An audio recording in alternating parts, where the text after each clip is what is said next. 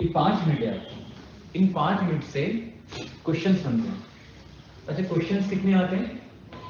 NDA में जो maths का पेपर होता है वो 300 मार्क्स का होता है, 300 मार्क्स का होता है। और एक क्वेश्चन जो है, ईच क्वेश्चन 2.5 मार्क्स,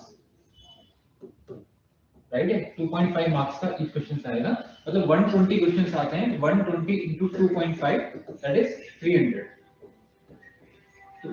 तो 300 मार्क्स का आपका टोटल मैथमेटिक्स का पेपर है। उसमें ये 5 यूनिट है, algebra, trigonometry, calculus, 2D, vector and 3D। In 5 unit से कुछ 11th यूनिट है, कुछ 12th यूनिट है। जैसे वेक्टर एंड 3D आपका क्लास 12 में होगा, ये क्लास 12 का टोटल क्लास 12 का यूनिट है।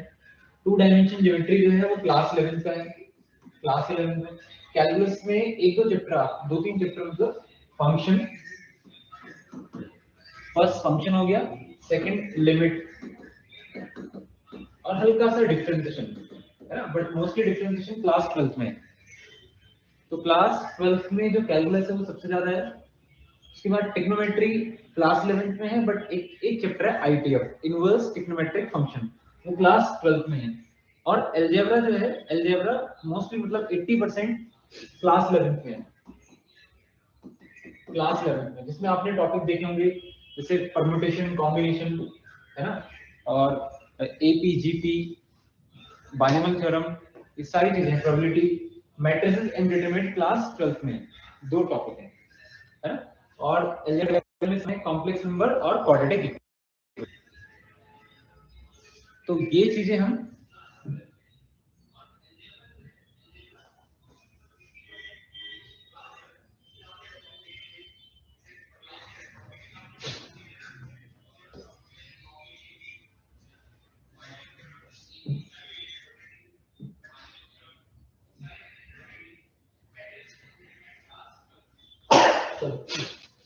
तो आज हम स्टार्ट करेंगे अलजेब्रा,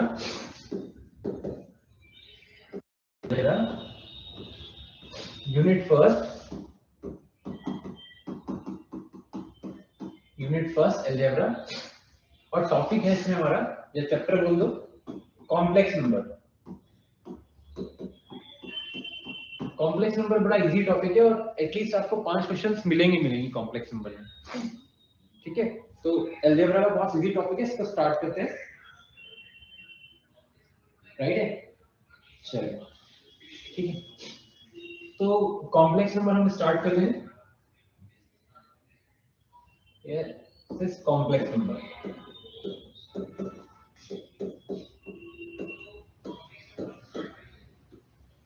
कॉम्प्लेक्स नंबर।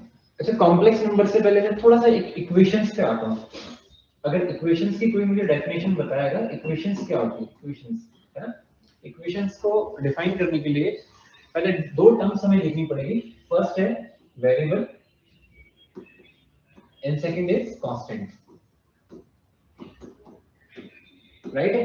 तो वेरिएबल तो जैसे फॉर एग्जांपल जैसे x y z आपने लिखा होगा, तो फिक्स नहीं होते, नॉट फिक्स, है ना, चेंजेबल वैल्यू होती है, राइट है। कैसी वैल्यू होगी? Changeable value. और कांस्टेंट क्या होते हैं बच्चों? कांस्टेंट होंगे that is fix value, fix value. जैसे suppose that x is equal to 1 हो गया एक टाइम के लिए, तो फिक्स हो गया, है ना, या कोई कांस्टेंट है, इसकी वैल्यू है, तो दिस इज फिक्स वैल्यू, तो कांस्टेंट। नंबर्स, है ना, नेचुरल नंबर्स जो है वो क्या है? कांस्टेंट है। सेट ऑफ नेचुरल नंबर्स, जो भी सेट है, तो वेरिएबल्स हो गए x y z, और भी वेरिएबल्स हो सकते हैं, वेरी करेंगे हर कंडीशंस के अकॉर्डिंग। तो इक्वेशंस की अगर बात करो, इन शॉर्ट आपने पढ़ा होगा जैसे कि x - 3 = 0, तो x = 3 ये भी एक इक्वेशन है, इसमें x वेरिएबल हो गया और 3 कांस्टेंट हो गया। बट अब बड़ी क्लासेस में आ गए, 9th में, 6th में, 7th में आपने कुछ ऐसा पढ़ा होगा। बट अब इक्वेशन की जो डेफिनेशन हम यूज करेंगे वो ऐसे यूज करेंगे, fx = 0 for all x belongs to r, right है। fx = अच्छा, fx का मतलब क्या होता है, आगे पढ़ोगे आप, फंक्शन ऑफ x। अब इसको डिटेल में डिस्कस करते हैं। fx = 0 for all, for all का साइन होता है that is for all values, x belongs to r। r का मतलब होगा real number, set of real number, right है। अब सेट ऑफ रियल नंबर है ना, सेट ऑफ रियल नंबर है, तो सेट ऑफ रियल नंबर है। अब फॉर एग्जांपल लेता हूं मैं, जैसे एक इक्वेशन है x² - 1 = 0, राइट है। मैंने बोला fx, कोई भी एक्सप्रेशन अगर 0 है उसमें वेरिएबल भी कंटेन्ड है, कांस्टेंट भी कंटेन्ड है, तो that is called a equation for all, मतलब x की जितनी भी वैल्यू होगी वो रियल नंबर को बिलोंग करेगी, राइट है। x² - 1 = 0। अगर इसके मुझे रूट्स कैलकुलेट, x की वैल्यू निकालना तो मैं कैसे कैलकुलेट करूंगा, x² = 1 एंड x ±√1, राइट है। ऐसे ही करते हैं बेसिक कांसेप्ट। तो x कितना होगा बच्चों, +-1। तो इसके दो रूट्स हो गए, x 1 और x -1। जितनी डिग्री इतने रूट्स आपने पढ़ा होगा। अगर 2 डिग्री है तो 2 रूट्स, 2 डिग्री का मतलब क्वाड्रेटिक, 3 डिग्री मतलब क्यूबिक। अब ये जो x है, x की जो वैल्यू आई है 1 एंड 2, किसको बिलोंग कर रहा है, x belongs to r। r का मतलब रियल नंबर, राइट है। x belongs to r, real number को। अब यहाँ तो कोई प्रॉब्लम नहीं, इक्वेशंस हमने देख लिया, इक्वेशंस को कैसे रिप्रेजेंटेशन करते हैं या हम कोई वैल्यूज निकाल रहे हैं तो कैसे, ठीक है। अब एक प्रॉब्लम ये है कि कॉम्प्लेक्स नंबर की एंट्री कैसे ली। अब देखिए, अगर ये इक्वेशंस को मैं सॉल्व करता हूं, मैंने कहा आपको x² + 1 = 0, इस इक्वेशन को सॉल्व करते हैं, राइट है। x² = -1। अब -1 जब स्क्वायर हटेगा दैट मींस +-1 और रूट -1 होगा। अब इसको कैसे डिफाइन करेंगे, क्लास 10 तक आपने पढ़ा होगा कि रूट के अंदर अगर -1 आ गया तो डज नॉट एग्जिस्ट, राइट है। बट अब क्लास 11th में क्या होगा कि रूट के अंदर अगर नेगेटिव -1 आ गया, this is called iota. Iota, that is iota = होता है √-1। अब आयोटा क्या है, आयोटा, अच्छा आयोटा दिया इसमें एक मैथमेटिशियन है Euler's. Euler's was first mathematician who introduced to value of iota, है ना। तो वैल्यू ऑफ आयोटा कितना होगा, √-1। अच्छा आयोटा है क्या, iota is a imaginary number, iota is a imaginary number, imaginary number है ना। इसकी कोई वैल्यू नहीं है, ऐसा नहीं कि कुछ वैल्यू फिक्स वैल्यू है। अच्छा एक कंडीशन और है कि आयोटा ना तो 0 से बड़ा है, डज नॉट ग्रेटर देन 0, और iota does not less than 0, और iota does not equal to 0, right है। ये 0 के बराबर भी नहीं है, 0 से बड़ा भी नहीं है, 0 से छोटा भी नहीं है, मतलब पता ही नहीं है ग्रेटर देन 0 है, मतलब पॉजिटिव है, नेगेटिव है, इक्वल टू 0, राइट है। तो iota is a imaginary number. तो फाइनली हमें ये पता चला कि जब रूट के अंदर -1 आ गया तो इस रूट के अंदर -1 को क्या पुट करेंगे, आयोटा, इट्स कॉल्ड आयोटा, है ना। तो यहां से स्टार्ट हुआ हमारा चैप्टर आयोट कॉम्प्लेक्स नंबर, है ना। इसको बोलते हैं आयोटा। आयोटा मतलब आई, आयोटा और ये √-1। बस ये फिक्स वैल्यू आपको ध्यान रखनी है। ये स्टार्ट करते हैं आयोटा। चलिए नेक्स्ट देखते हैं इसके आगे। आई थिंक यहां तक कोई बहुत बेसिक है, किसी को कोई प्रॉब्लम नहीं होगी, है ना। चलिए इसके बाद ये है कि अगर कोई फंक्शन है fx = 0, तो आपको पता है इसके रूट्स होंगे, है ना। इसके रूट्स होंगे। अब रूट्स कैसे होंगे, दो रूट्स होते हैं बच्चों, है ना। एक रियल रूट्स होते हैं और एक कॉम्प्लेक्स रूट्स, कॉम्प्लेक्स रूट्स। अच्छा रियल रूट्स का मतलब क्या होगा, आगे आप पढ़ोगे रियल रूट्स का मतलब। जब किसी इक्वेशंस का, अगर मैं इन शॉर्ट अगर क्वाड्रेटिक की बात करूं, जैसे तो बहुत सारे हो सकते हैं, क्वाड्रेटिक, क्यूबिक, बाय क्वाड्रेटिक, मतलब पावर 4, पावर 5, पावर 6, है ना। अगर इन क्वाड्रेटिक में बोलूं, क्वाड्रेटिक की बात करूं, जैसे ax² + bx + c, for example मैंने क्वाड्रेटिक ले लिया है ना। तो क्वाड्रेटिक में रियल रूट्स कब होता है, जब d = 0 होगा, राइट है। सॉरी, जब d क्या होगा, which is greater than 0। d का मतलब होता है डिस्क्रीमेंट, है ना। d ऐसे निकालते हो ना, b² - 4ac is called d। अच्छा कॉम्प्लेक्स रूट्स का मतलब क्या होगा, कॉम्प्लेक्स रूट्स कब होगा, जब d लेस देन 0 होगा। जब d ग्रेटर देन 0 होगा तो रियल रूट्स होंगे, है ना। और जब d लेस देन 0 होगा, मतलब पॉजिटिव आएगा d, तो रियल रूट्स एग्जिस्ट करेंगे, जब नेगेटिव कॉम्प्लेक्स रूट्स एग्जिस्ट करेंगे, ठीक है, कोई प्रॉब्लम नहीं। अब चलते हैं आयोटा। थोड़ा सा बेसिक था चैप्टर, अब स्टार्ट हो रहा है, तो उसमें कोई प्रॉब्लम नहीं है, बहुत बेसिक कांसेप्ट है। अब चलते हैं आयोटा। तो आयोटा जो कॉम्प्लेक्स नंबर में स्टार्ट हो रहा है वो है integral power of integral power of iota, right. ये चैप्टर स्टार्ट हो रहा है इंटीग्रल पावर ऑफ आयोटा। अब integral power of iota start हो रहा है तो अभी हमने पढ़ा था वी नो दैट कि आयोटा इज इक्वल टू कितना होता है √-1। दिस इज आयोटा, है ना, स्पेलिंग भी होती है आयोटा, आई से रिप्रेजेंट करते हैं, I is equal to √-1, right है। फिर मैंने आपको बताया था आई यहाँ पे क्या है, i does not equal to 0, i 0 से बड़ा भी नहीं है, आई 0 से आयोटा 0 से छोटा भी नहीं है ना। और आयोटा क्या है, इधर आयोटा क्या है, क्या इमेजिनरी नंबर, मतलब जिसको इमेजिनेशन से देख सकते हैं, बस कोई वैल्यू नहीं होती, ठीक है, कोई वैल्यू नहीं है, कोई फिक्स वैल्यू, किसी कोई कांस्टेंट वैल्यू या कुछ नहीं होगी, है ना। तो फर्स्ट वैल्यू तो ये है कि आयोटा इज इक्वल टू √-1 हो सकता है, चेंज कर देते हैं, है ना। आयोटा हो गया √-1, तो आयोटा स्क्वायर की वैल्यू कितनी होगी बच्चों, -1 होगी, जब स्क्वायरिंग ऑन बोथ साइड कर दोगे रूट हट जाएगा। अच्छा आयोटा की पावर 4 की वैल्यू कितनी होगी, अगर स्क्वायरिंग ऑन बोथ साइड करूंगा तो -1 का स्क्वायर। आयोटा की पावर 8 की वैल्यू कितनी है, आयोटा की वैल्यू √-1 है, आयोटा का स्क्वायर करेंगे तो रूट कैंसिल आउट हो जाएगा, -1 होगा, फिर अगेन स्क्वायरिंग करेंगे तो -1 का square, that is positive. Iota की पावर 8 1, आयोटा की पावर 16 1, है ना। अब टू सम, मतलब बेसिकली 3 पॉइंट हमारे पास आ गए। अगर आप 3 पॉइंट को ध्यान रखो तो आयोटा के सारे क्वेश्चंस आपके पास हो जाएंगे। आयोटा इज इक्वल टू कितना होगा √-1, बेसिक बात है ना। अब आयोटा स्क्वायर की वैल्यू कितनी है बच्चों, -1। आयोटा की पावर 4 इज इक्वल टू, जब भी पावर 4 है, 4 के बाद 8 है, 8 के बाद 16 है, या 4 की आयोटा की पावर पे 4 का मल्टीपल बने, मल्टीपल मतलब आयोटा की power 4n is equal to 1 for all n किसको बिलोंग करेगा, नेचुरल नंबर को, मतलब आयोटा की पावर 4n कितना होगा, हमेशा 1 होगा। जैसे आयोटा की पावर, किसी ने बोला कि आयोटा की पावर 16 है, किसी ने मुझको बोला आयोटा की पावर 20 है, तो इसकी वैल्यू 1 होगी, क्योंकि इसको कैसे लिखेंगे, 4 × 5 इज इक्वल टू 1, 4 का मल्टीपल है यहाँ पे बैठा हुआ, है ना। किसी ने बोला आयोटा की पावर 24 कितना है, दैट इज 1, तो 24 मतलब 4 × 6, तो आयोटा की पावर पे जब भी 4 का मल्टीपल बनेगा तो उसकी वैल्यू कितनी होगी, 1 होगी, चाहे कितना लार्जेस्ट मल्टीपल हो। आयोटा की पावर 100 कितना होगा बच्चों, 1, ठीक है। तो ये बेसिक सी चीजें आपको ध्यान रखनी है, बाकी थोड़े क्वेश्चंस हैं और बहुत इजी टॉपिक है, ऐसा कुछ नहीं है इसमें।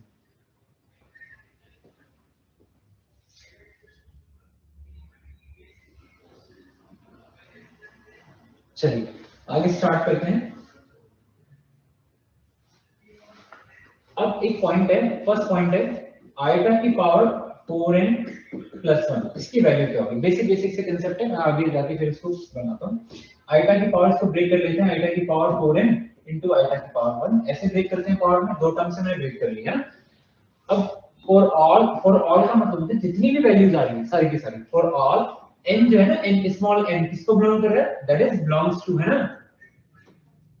belongs to या belonging to, belongs to, ये किसको, फॉर ऑल, ये साइन किसका है, फॉर ऑल, है ना। मैथमेटिक्स में कुछ नोटेशंस है, आप ध्यान रखो धीरे धीरे करके, बाकी सेट थ्योरी स्टार्ट करेंगे तो उसमें भी काफी कांसेप्ट है।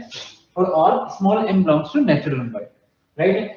अब स्मॉल n बिलोंग्स टू, मैंने कहा आयोटा की पावर पे 4n आ गया, दैट इज इक्वल आयोटा की पावर 4n है, इनको भी आयोटा की पावर 1 है, तो आयोटा की पावर में 4n, n आप नेचुरल नंबर पे आपने 1 रखा, 2 रखा, 3 रखा, 4 रखा, जैसे 1 रखो कितना होगा, आयोटा की पावर 4, और चलो मैं पुट करके दिखाता हूं, है ना। Put n is equal to, मैं 1 कर सकता हूं, 2 कर सकता हूं, 3 कर सकता हूं, अप टू सम, क्यों कर सकता हूं, क्योंकि n की वैल्यू मेरे पे कहां से स्टार्ट हो रही है, नेचुरल नंबर, है ना।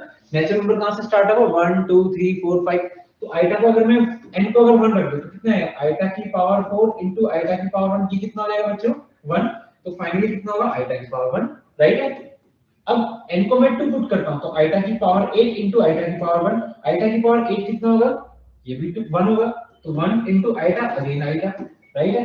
अब मैं 3 पुट करूंगा तो कितना होगा बच्चे, 12 होगा, और आयोटा की पावर 1, तो 12 मतलब किसका, 4 का मल्टीपल होता है, तो फिर दोबारा कितना हो गया, 1 * आयोटा आयोटा। तो फाइनली आपको ध्यान रखना है कि जब भी आयोटा की पावर पे 4n है और n belongs to natural number हो तो हमेशा 1 ही होगा, है ना, राइट है। सेकंड अगर मैं पॉइंट बोलूं, आयोटा की पावर 4n + 2, तो इसकी वैल्यू क्या होगी, और अंडरस्टूड है कि फॉर ऑल ये टर्म्स तो अपना आप ही चलेगी कि n किसको बिलोंग करेगा, नेचुरल नंबर को, राइट है। अब आयोटा की पावर 4n को मैंने एज इट इज रखा और आयोटा स्क्वायर ब्रेक कर दिया, है ना।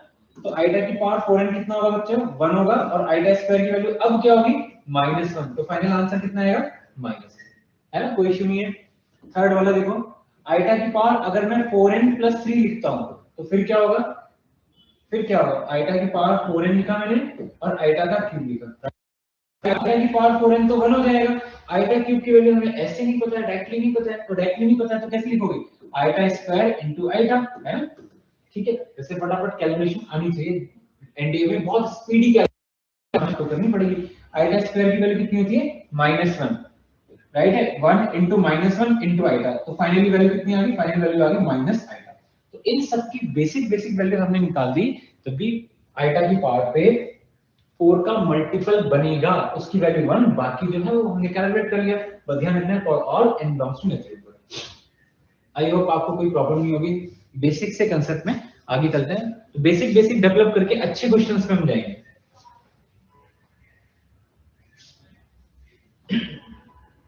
अभी क्वेश्चंस है हाँ एक क्वेश्चन देखते हैं ये एनडीए में लास्ट टाइम कभी आया था the value of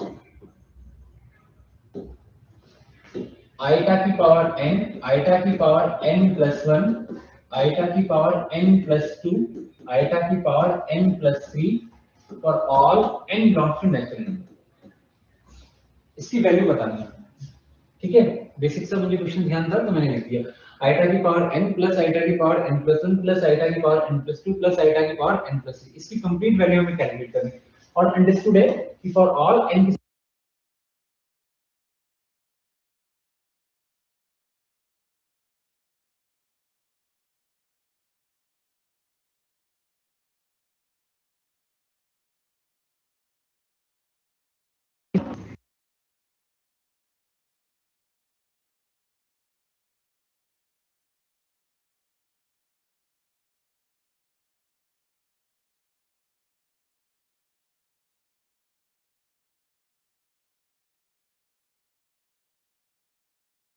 plus iota iota square की वैल्यू क्या होती है बच्चों -1 ऐसे लिखोगे आइटा क्यूब को बिल्कुल ऐसे आइटा की power 3 equal to iota square into iota और आइटा स्क्वायर कितनी होती है -1 तो -1 into iota that is minus iota है ना तो इसको मैं माइनस आइटा लिख लेता हूं ये लिखा मैंने माइनस आइटा कोई प्रॉब्लम नहीं आइटा की पावर n 1 और 1 देखो कैंसिल आउट हो गए हुआ कैंसिल आउट प्लस प्लस और देखो प्लस माइनस माइनस गया तो फाइनली कितना आ गया 0 0 इनटू समथिंग इज 0 है ना समथिंग मतलब फाइनाइट वैल्यू 0 जब भी किसी फाइनाइट नंबर से मल्टीप्लाई करता है तो उसकी वैल्यू क्या होगी 0 आएगी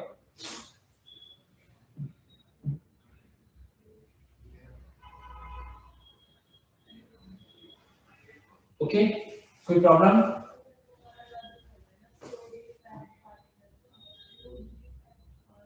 चलिए स्टार्ट करते हैं आगे नेक्स्ट क्वेश्चन है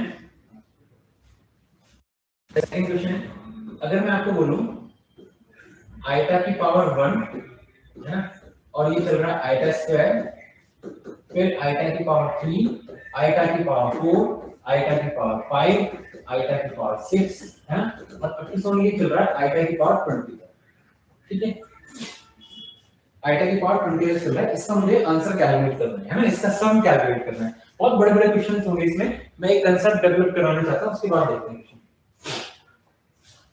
देखो अभी हमने एक रिजल्ट देखा था अब इसको एज अ रिजल्ट यूज करना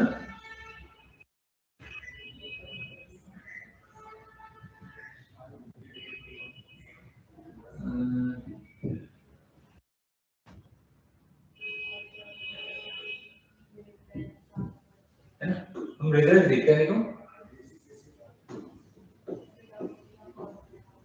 तो रिजल्ट क्या है अभी एक रिजल्ट था आइटा की पावर n आइटा की पावर n plus 1 आइटा की पावर n plus 2 और प्लस आइटा की पावर n plus 3 राइट है ऐसा कुछ था क्वेश्चन था देखो इसमें एक तो चार टर्म्स ऐड हो रही है ना विद एडिशन है उसके बाद पावर कैसे कॉन्सेक्यूटिव पावर है n के बाद n plus 1 n plus 1 के बाद n plus 2 n plus 2 के बाद n plus 3 राइट है तो पावर इंक्रीजिंग ऑर्डर में कॉन्सेक्यूटिव पावर कॉन्सेक्यूटिव मतलब 1 के बाद 2 2 के बाद 3 3 के बाद 4 और चार टर्म्स है तो इनका सम बच्चों हमेशा 0 होता है अभी हमने प्रूव भी किया था, है ना? जब भी आइटा के साथ एडिशंस में 4 टर्म पॉजिटिव पावर, है ना, then value of this expression is 0। रखना है आपको।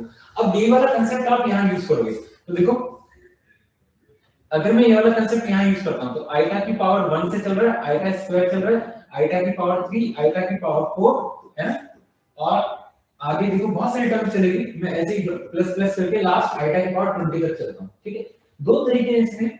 एक हमारे पास अरिथमेटिक में अलजेब्रा में एक चैप्टर है sequence and series, sequence and series, है ना, मैं बता रहा हूं आपको खाली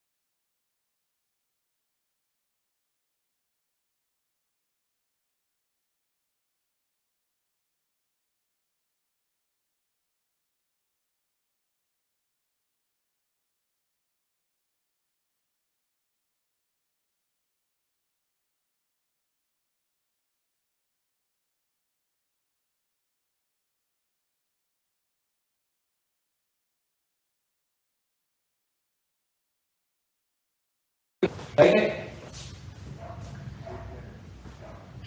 कोई प्रॉब्लम? बस ये चीज आपको समझनी है, इस क्वेश्चंस में यही कांसेप्ट लगाना है।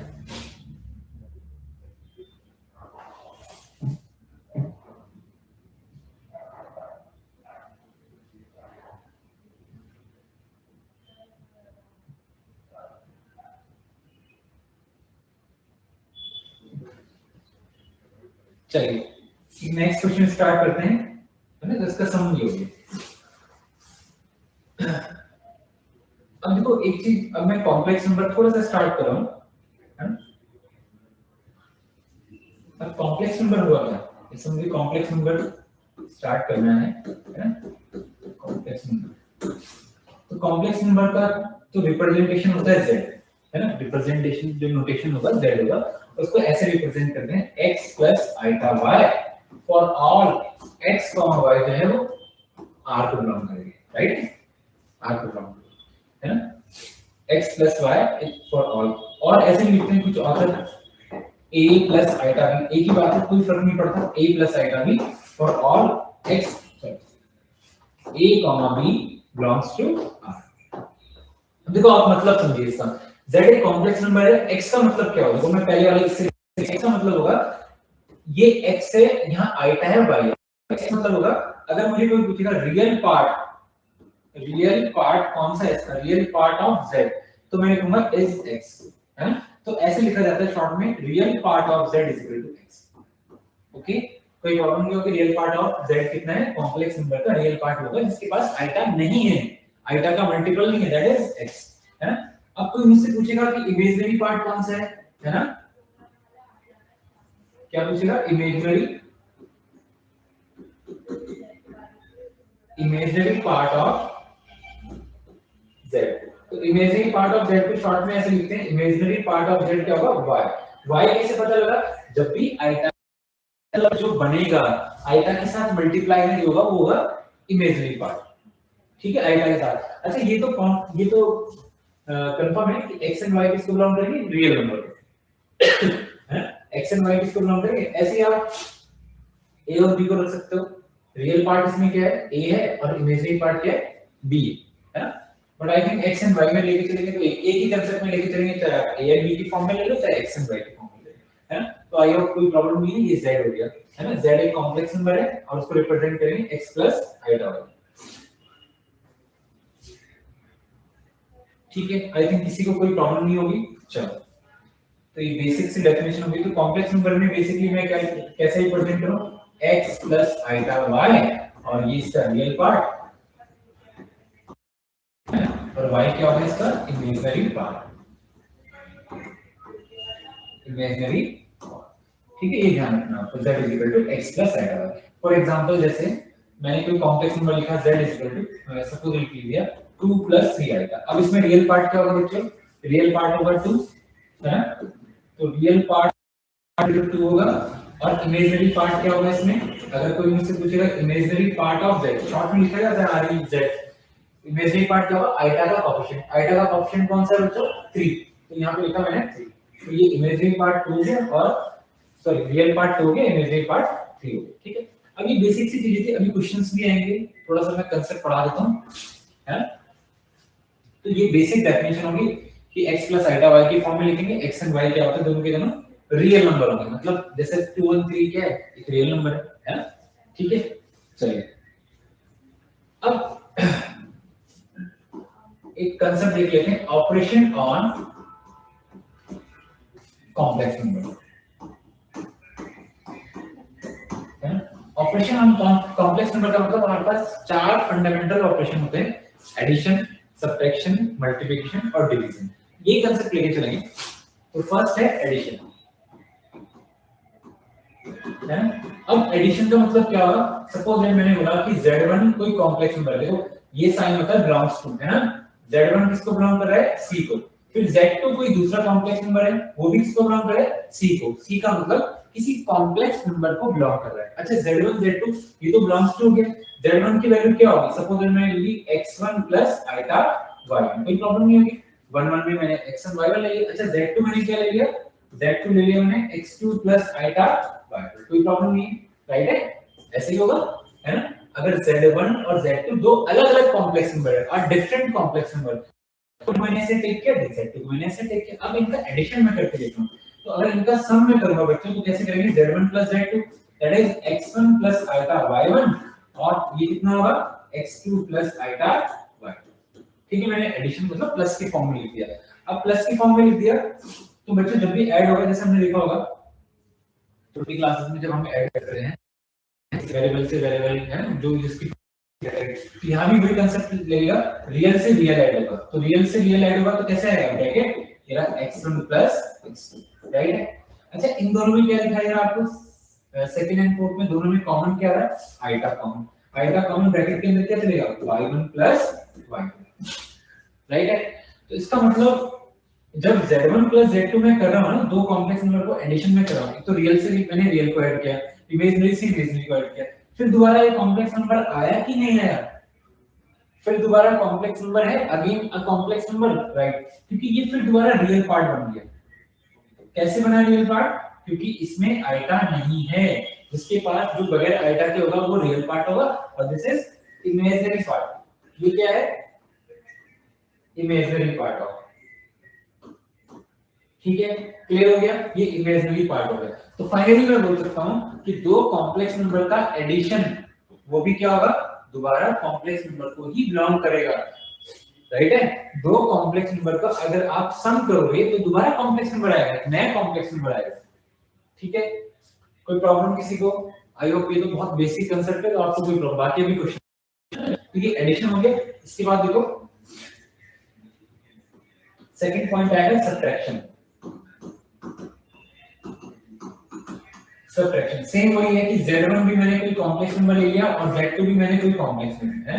अब मैं इसमें ज्यादा डिटेलिंग नहीं करूंगा, जैसे फर्स्ट में तो z1 z2 भी क्या होगा, वो नंबर में बिलोंग करेगा, ठीक है। अगर z1 z2 कोई कॉम्प्लेक्स नंबर है, सेम कांसेप्ट जो मैंने अभी प्रीवियस पहले लिया था ये वाला, है ना, सेम, तो यहाँ माइनस आ जाएगा बच्चों, यहाँ माइनस आएगा, यहाँ माइनस आएगा, है ना, यहाँ माइनस आ जाएगा, ठीक है। ये आपको ऐसे ध्यान रखना, रियल से रियल को सब्ट्रैक्ट करना है, ठीक है। तो सब्ट्रैक्शन में क्या होगा, अगर दो कॉम्प्लेक्स नंबर तो उनका डिफरेंस भी क्या होगा, कॉम्प्लेक्स नंबर को बिलोंग करेगा, राइट है। थर्ड है मल्टीप्लिकेशन। अब मल्टीप्लिकेशन कैसे करते हैं, मल्टीप्लिकेशन कैसे करेंगे कि z1 बिलोंग्स टू c है और z2 भी बिलोंग्स टू c है, दो कॉम्प्लेक्स नंबर अलग-अलग है, इनका मल्टीप्लिकेशन करेंगे z1 इनटू, जैसा आप छोटी क्लासेस में ब्रैकेट से मल्टीप्लाई करते हैं, z1 क्या है x1 प्लस आईटा y1 और z2 क्या है x2 प्लस आईटा y2, ऐसे मल्टीप्लाई करते हैं, है ना। ये z1 की वैल्यू मैंने जो फर्स्ट फर्स्ट उसमें पार्ट में लिया था, देखो ये है ना एडिशन में, तो z1 z2 सेम वैल्यू है ना, आई होप कोई प्रॉब्लम नहीं होगी। चलो अब मल्टीप्लाई कैसे करेंगे, x से x1 x2 राइट है, अभी मल्टीप्लाई करेगा तो क्या है plus iota x1 y2 right है, अभी मल्टीप्लाई करेगा आइटा y1 x2 और इधर मल्टीप्लाई करेगा तो कितना हो जाएगा iota square y1 y2, iota square y1 y2, बस इस चीज का ध्यान रखिए है ना। तो x1 x2 ये आ गया, इन दोनों से आइटा कॉमन आ रहा है ना, सेकंड एंड थर्ड से आइटा कॉमन आ रहा है, लास्ट वाला क्या आइटा स्क्वायर, तो आइटा स्क्वायर इज -1 हो जाएगा, होगा बच्चों -1 होगा, तो ये स्टार्टिंग में यहां -1 तो y1 y2 हो जाएगा, इन दोनों से कॉमन क्या आ गया प्लस आइटा तो x1 y2 y1 x2, तो प्रोडक्ट किया ना मल्टीप्लाई की दो कॉम्प्लेक्स नंबर की, तो उसके बाद जो फाइनल रिजल्ट आया वो भी किसको बिलोंग कर रहा है कॉम्प्लेक्स नंबर का, राइट है। तो मैं ये बोल सकता हूं कि z1, z2 या इनटू z2 सॉरी ये belongs to again complex number, ये वैल्यू दोबारा कॉम्प्लेक्स नंबर को बिलोंग करेगी, क्यों बिलोंग करेगी, this is the real part होगा क्योंकि इस पे आइटा कंटेन नहीं है, यहां आइटा है तो ये क्या होगा इमेजिनरी पार्ट, ये इमेजिनरी पार्ट होगा, आई होप कोई प्रॉब्लम नहीं है। चलो अब चलते हैं डिवीजन की तरफ, फोर्थ है डिवीजन, बहुत बेसिक है, थोड़े से आपके कंसेप्ट बिल्डअप हो जाएंगे, उसके बाद थोड़ा सा डिफिकल्ट चीज कर सकते हैं।